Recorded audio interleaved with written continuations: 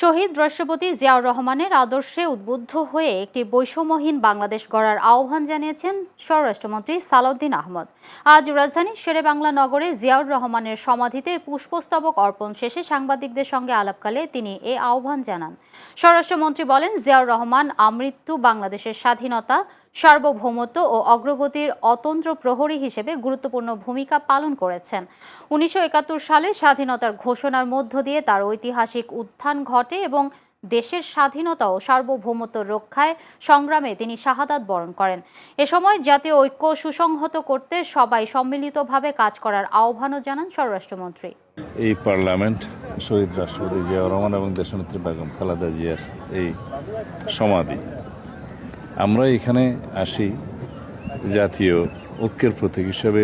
শহীদ রাষ্ট্রপতি জিয়াউর রহমান এবং দেশনেত্রী বেগম খালেদা জিয়া যে নেতৃত্ব দিয়ে গেছেন জাতীয় ঐক্যের জন্য, সমৃদ্ধির জন্য, অগ্রগতির জন্য, গণতন্ত্রায়নের জন্য, সেটাকে স্মরণ করার জন্য। এবং প্রতি বছরই বারে বারে এই দিবসটি আসে।